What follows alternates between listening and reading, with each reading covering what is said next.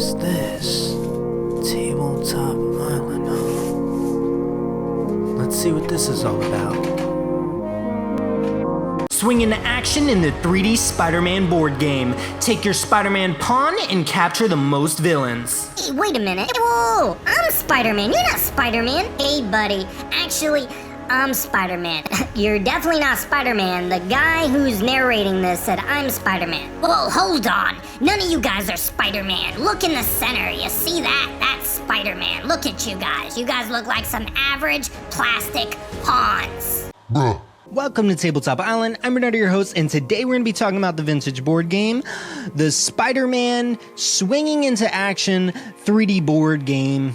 This is an interesting one by RoseArt. This came out in 2003.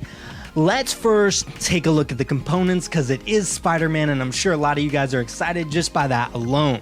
Now you have this really nice 3D board. It has some really solid cardboard and this middle piece here that has Spider-Man swinging from it, which works like a pendulum so it can swing around. You have this little centerboard piece, these little cardboard circular tiles, which we'll get to in a moment. And then we have these pretty basics kind of player pawn pieces, but we'll understand a little bit as to why they did go with these, and we'll talk a little bit about the gameplay. So the goal of the game is you're each Spider-Man and you're trying to capture the most villains. You have this deck that determines how much you can move or the action you can take, and once the deck runs out, the game ends. The player who captured the most villains wins.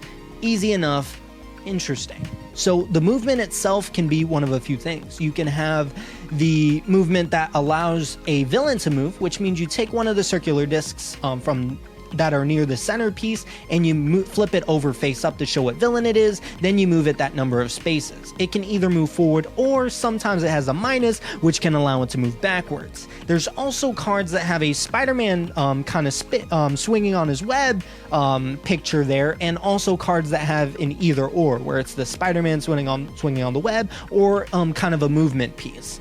And with the Spider-Man spinning on a web card, that's where the things get interesting. You pull Spider-Man back a little bit on one side and you spin it around to allow it to swing around like a pendulum. Now, why this is important, the bottom tray has magnets in each of those little circular points. What happens is while it's spinning, the magnets are slowly pulling against the Spider-Man piece, because there's a magnet into that too, to kind of stop it at one point. It's such a cool idea because you'll see it bounce around a couple times. One time you'll think it'll go one way and then a magnet just shifts it right over to the next one. It's such a fun thing to look at, but I will admit it's a little fidgety in the beginning because you kind of have to lower that little kind of center piece that hinges it together. So you definitely have to make sure it's the right height so the magnet can get it freely for each of the magnets. You definitely want to test to make sure it can actually stop on each magnet given the chance to. So outside of that, it depends where you spin it. And if it lands on a spot that is directly near a disc for a villain that has one left, you can peel it and you captured it. Wow, that sounds like the thing you probably want to go with the most. That's what you would think, but if you end up capturing a bunch in one spot because it ends up going there pretty often, or the spots that it does seem to go to pretty often because of how you spin it, then you end up going there and there's nothing there. Well, guess what? You get nothing. So you definitely have to consider some of the probability and some of the odds here. So it's like, oh, I have a bunch that are already kind of laid out on the board. There aren't many on the pendulum area. Do I really want to spin it, or do I want to just move one of the villains to kind of get it away from either my opponents or to help me get closer to it? So there's definitely a lot of consideration there. So while you think the spinning is always the move to go to, sometimes if there's really nothing around, it's not really worth the probability there. Now, I will admit that is the fun part of the game, and one of the reasons why it's a player pawn is because those discs have a little hole in the middle. In that hole will actually fit over your player pawn, and that'll kind of show your opponent, look, my stack's kind of big.